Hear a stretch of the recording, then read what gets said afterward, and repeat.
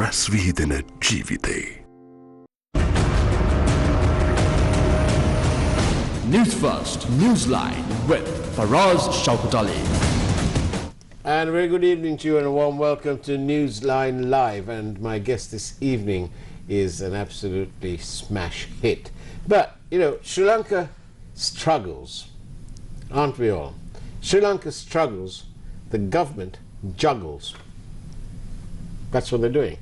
To explain some of these more sensational bits that have been happening in Parliament in the recent past weeks, I've got someone who will tell us everything that we're concerned about in terms of accountability, transparency, balance, and anything else on those lines.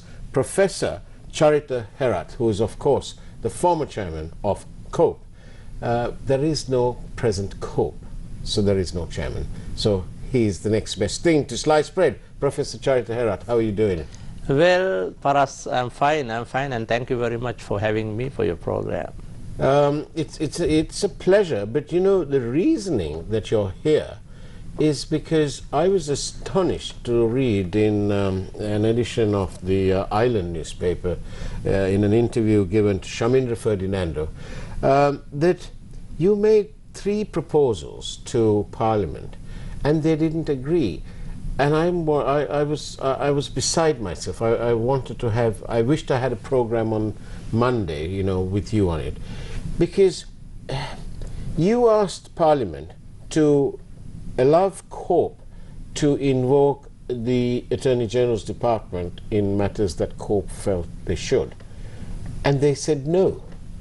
Then you said, well, okay, why don't you give the chairman of COPE the right to liaise with the AG, and that too they said no, nothing doing.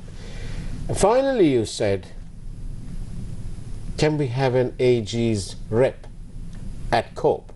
And they said no. Isn't it astonishing that Parliament doesn't want to, I mean, they are the final arbiter on finance, on public expenditure, and yet they don't want to bring balance. Why? Why did they refuse those 3 things? Well, actually that is one issue, Paras, I have been asking and I have been thinking.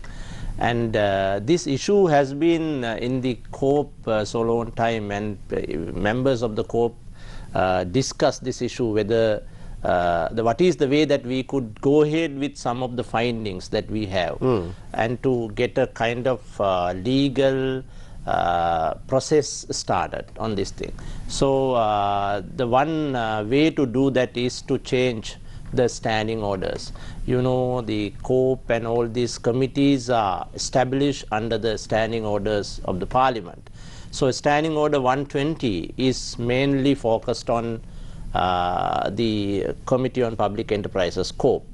So we have suggested to the Standing Committee, the Subcommittee on Standing Orders, to revise, and there were some other committees who also suggested the same kind of proposals. So our proposals was to get the findings of COPE examinations into the AG's department, Attorney General's departments, because now in the present situation what we do is the COPE direct the chief accounting officer of the given institutions. It means the secretary of that ministry to go ahead and put a legal processes. But it won't happen sometime. So we want either COPE or the Parliament to take a decision on behalf of some of the files that we finalize and send to the AG departments. So that was the main thing that we have been trying to get in, but it was not happened this time as well. So now we have revised standing orders, not only 120, there were some other standing orders, but this specific issue was not addressed. So that was the issue that paper took as kind of, you know, main stories of the paper that day. That is and quite rightly too, because surely no stone should be left unturned when it comes to accountability in terms of the public money. Well, Paras, now under the Article 148 in the Constitution, the public finance, public money is owned by the public of this country, the people of this country. So the representation of the people is called the parliament. So the parliamentarians are the end of the day, the main decision makers on public money. So president or the cabinet couldn't make their budget approved by themselves, so they have to go to the parliament. So that means that the parliament is the final authority on public money. So these committees such as COPE were established in order to look at how this public finance, public money were utilized. So, but you know, I mean, we sometimes identified that there were a lot of irregularities, lot of misconceptions, decisions, or the wrong decisions were taken. But we don't have means to directly catch the wrong decision makers. So you don't have you mean you're a fact-finding mission?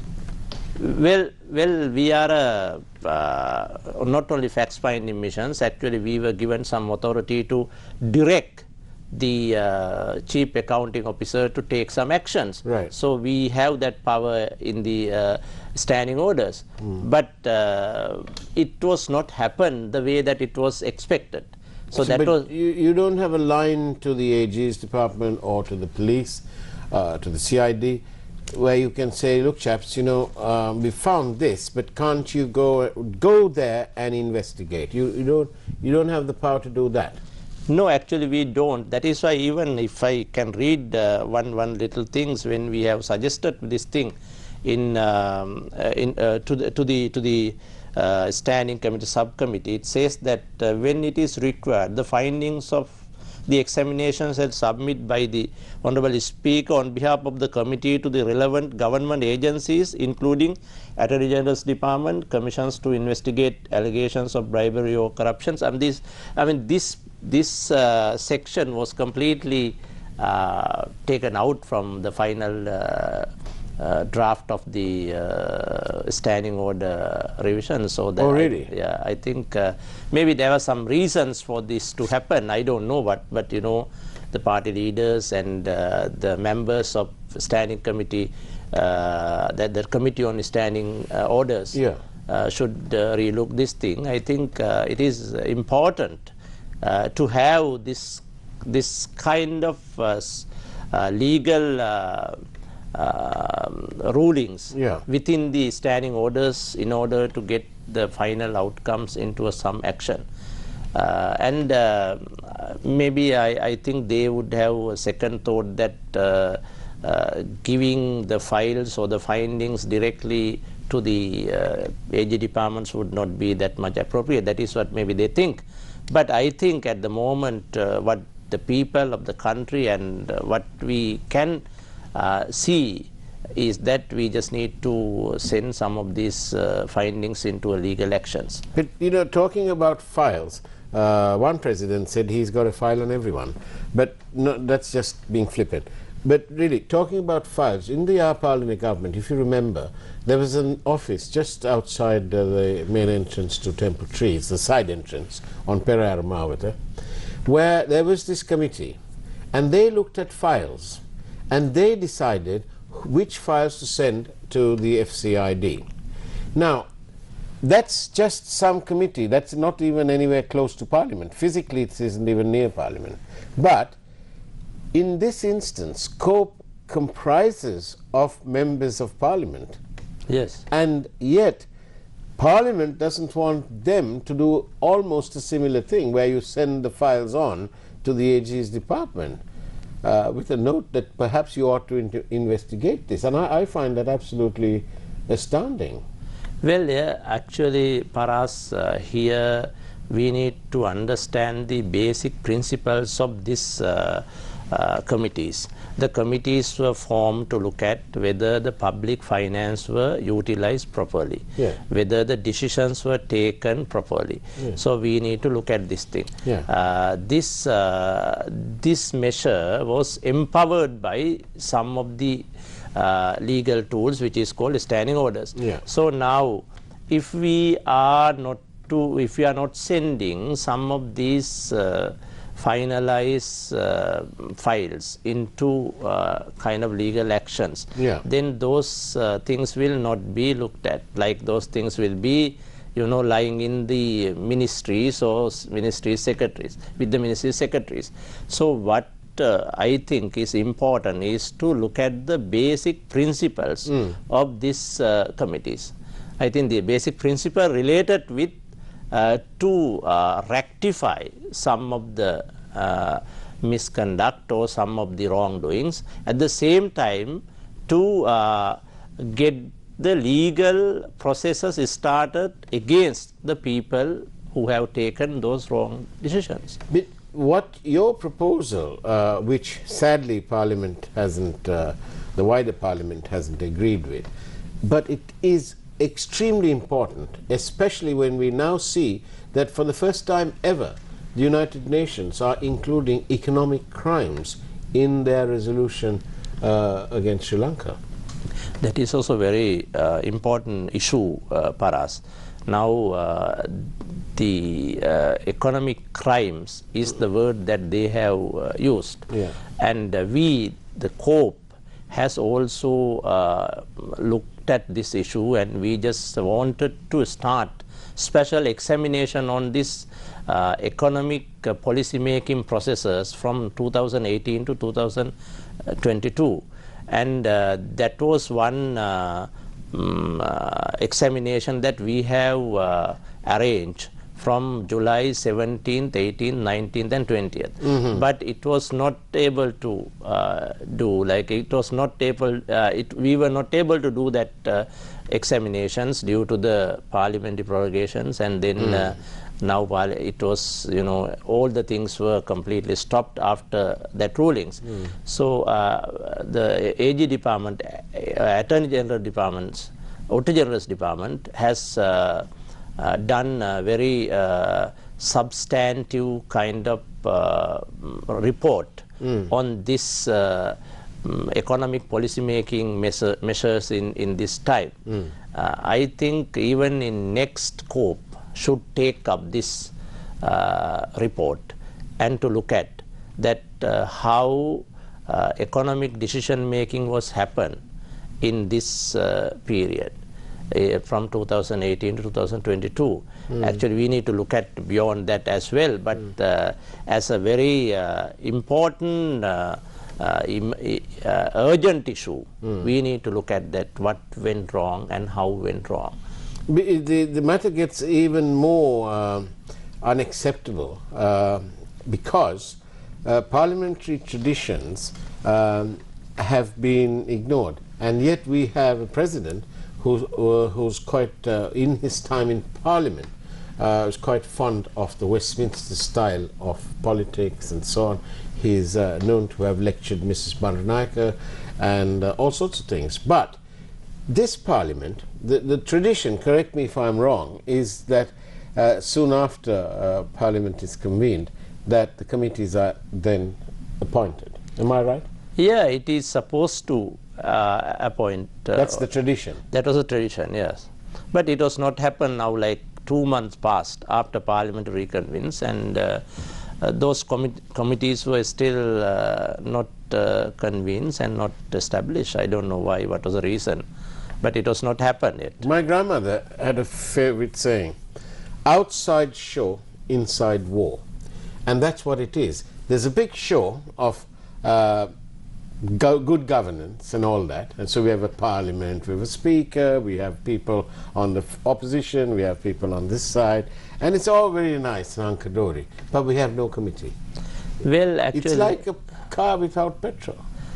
Paras, I also can't understand why those two committees were not establish yet or convince yet. And I think the way that should be done is that two parties, mainly the government party and the opposition party, should send their nominations, 16 up to 22. I think there were 22 people when we had the committee. So it was not, then those names should be read out by the speaker, right? And those things were not happened yet, and we are just waiting those things to be happen, but it was not happen. I don't know why, what was the reason, and I hope and I think it should be done early as possible. And on that note, let's take a break from this Newsline Live, where Sri Lanka struggles, the government juggles. It's time for the headlines from News First. See you on the other side.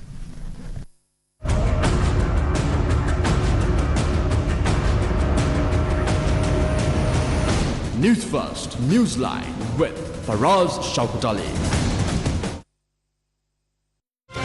News First headlines. Main sponsor.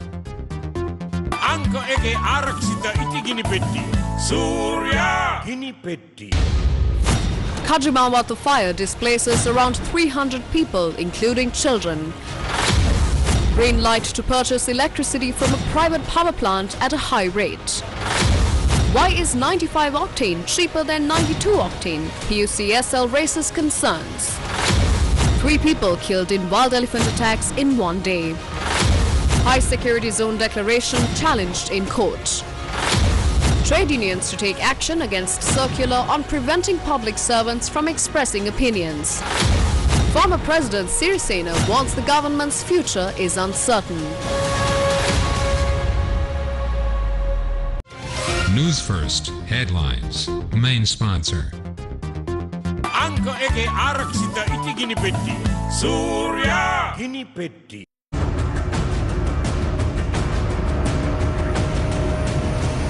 News First, Newsline with Faraz Shaukutali. And welcome back to Newsline Live. Sri Lanka struggles, the government juggles. My guest today is, of course, Professor Charitha Herath, who is the former chairman of COPE, the Committee on Public Enterprise, the parliamentary watchdog on these matters. Now then, the United Nations bringing in economic crimes as part of their resolution. But, Professor Charitha Herath, we have the IMF who are very concerned about corruption, for example. And internationally, forever and a day, all I've ever heard is that Sri Lanka is corrupt and accountability, no transparency and whatever. But none of these agencies who lend us money have the nerve to even suggest that Sri Lanka has some sort of laws to control political donations. Or in Singapore it's called the Political Donations Act. Why don't these international agencies insist on that? Because surely if you can control political financing, and if it's more accountable, then that'll be a great leap forwards for transparency. Well, true, and I agree with your proposals, but there are a couple of legal lacunas in our electoral process, and the parties were not audited. Then some of the... You mean the parties themselves? Yeah, okay. And also election auditing would also be included into financial sections as well. It was not just look at the way that the election was functioned. You have to look at how financing process was happened behind the shows, like behind the parties. Yeah, that is what you are saying. At the same time, we also need to get a law for recovery of stolen national assets.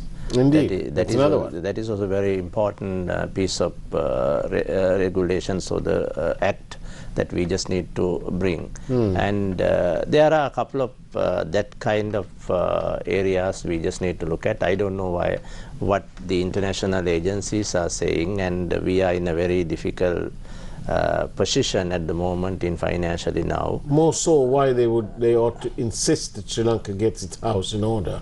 I think they are putting some pressure, like to look at the public enterprises. Like we have loss-making public enterprises. Absolutely. Like we have 427 odd public enterprises. Out of that, some were completely mess and completely loss-making to the government financing. So they have been putting that part into their agendas, and they are just asking to relook this thing. In that regard, I think we need to have COPE in place, because now we are going to request the main approval from the IMF for the staff level document that we have made. So in order to do that, you need to even to show them that you are putting the parliamentary processes in place, which related with these public enterprises. I think that is one thing that the government should take into account. Though I am from the government party, I am not representing the government right now, so I don't have any other words to say that. Another thing, of course, what that COPE could do is to direct the Inland Revenue, for example, or suggest that they take a closer look. The agents of whatever the big project is, they usually, the other one side will have an agent in Sri Lanka. So isn't it almost sort of a non-brainer that you look at who that agent is, and the Inland Revenue knows that this is a $400 million project or whatever $1 million project it is, and the payment is declared in those agreements. And yet, I'm surely they ought to be looking at it that way and saying, well, you had a project, it's $400 million, 3% is so much, and where is your accounts? Implement. If you took all the largest projects, I'm sure you'll get a lot of money. Yeah, that is also true, and this direct tax issue is in a main discussion these days. We have indirect taxes in place, but not the direct taxes which you are now mentioning. And that section is looked by the COPA, that Public Accounts Committee, the Indian Revenue Departments, and some other tax collection departments. I think not only that issue, like there are many other ways that you can look at that the possible direct tax were not collected by the departments. And surely if you took just 100 big projects, and if you looked at it carefully enough, you'd find a lot of money there. Yeah, that is true, but they are putting different kind of strategies to get away from the tax net, and that is also part of the problem. And actually we had a parliamentary debate in last week on this issue, and there were a lot of points discussed. But when we started our government in 2019, we started giving a huge tax cut onto some of these people or some of these areas. So I think we need to relook completely on our tax system, and we need to relook the legality as well in that section. Why can't we have, okay, so Parliament doesn't want COPE to be so in your face almost, so to speak. So why can't we have like a hotline, a hot desk, whatever you want to call it, where the public and where people working in government departments and so on who are privy to information, who can call them or email them anonymously and say, this is happening, that's not happening, And in short, something like, in the UK and I believe in the United States too, we have something called a good law project, and it represents the people for the people. Paras, thank you for bringing that very. And you should be able to do it because you've got quite a name now at COPE. Thank you for bringing that issue, and actually we have been discussing within our internal circles, like the people who are interested in these issues on this matter. And I think we need to wait till the day that the next scope will be announced. Right. Because I don't know anything on that issue and on that point. Actually, we are waiting them to decide and to announce that who the members of the next scope, and then we have to wait till who the chairman of the COPE as well. So after that, we just need to look at and go to the town and to tell that, what has happened. I think, as you suggested, the country needs special desk to be open for people to send their queries, their proposals, and there are some documents to be looked at. And I think I am in a position to look at that issue and to develop a kind of platform for people to send their proposals and for us to discuss on those matters and to go to the... Why can't we have a people's scope? I know Parliament is the people, but when that things don't happen the way the people would like it, perhaps we should have another one, the people's scope. That's very, very interesting name, like the people's scope, and it is giving a completely wrong and bad impression on the Parliament as well. Well, I don't mean to be disrespectful to that wonderful place called the Parliament, but at the same time, my abiding interest as a member of the public, of the people of this country, is the people's interest. Yeah, that is true. So I have no maliciousness or vindictiveness in what I'm suggesting.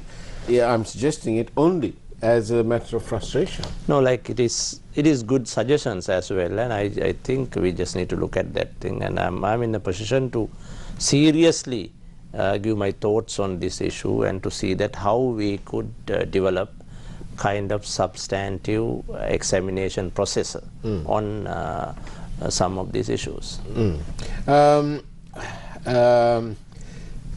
lot of people are commenting about the same thing, why can't COPE act? But obviously COPE can only act according to the standing orders. The standing orders are. And of course a lot of people calling about why these big projects can't be looked at closely. Because if you do, somebody says perhaps you can find 80% of your work you can find there in terms of departures from due process and so on. Naturally, we have focused some enterprises, some institutions such as Road Development Authority, like they are running many different kind of big projects. Actually, we have examined them and we have found some of the issues with the highway projects which were started in some time, and now there are some issues. So as they suggested, that is true that the mega projects are in different under different departments, and we need to look at those departments in order to understand some of these issues. But the issue here, Paras, is that though we understand or we identified some misconduct of these projects, if we don't have legality to do a next step or do any legal processes under the given law, then no meaning of getting those things done. That is what some people are questioning, that what is the meaning of COPE even we don't have tooth, one question which I must ask you. Please ask Professor Charitha Herath as to why the chief accounting officers are not subject to surcharge provisions of the Audit Act. No, actually it is there in the Audit Act, and Auditor General sometime mentioned this issue or this point when we meet with the chief accounting officers at COPE, and we, the COPE and the Auditor General, could direct chief accounting officers to surcharge to get the lost amount from the people who involved in that decision making. Those things were not happen. That was one reason that we just need to get a enhanced legality to send the files to the Attorney General's Department. That was the main issue that we have discussed. He is correct, whoever asked that questions, that under the Audit Act, the Chief Accounting Officer has legal power to surcharge. Professor Charitha Herath, thank you very much. We've run out of time. Thank you. But it's been excellent listening to you, and I do hope that you will be able to put into action some form of committee or a people's forum, another platform in which you can address the people's interest, the public interest. Thank you, Faraz. And you have all those things that you did, the good work that you did at COPE, I'm sure you can convert that into good goals. Thank you for your proposal. Thank you. And that's the way it was on Newsline Live, where, as we said, Sri Lanka is struggling and the government is juggling. It's now time for the primetime news. Take care, and as always, God bless you all.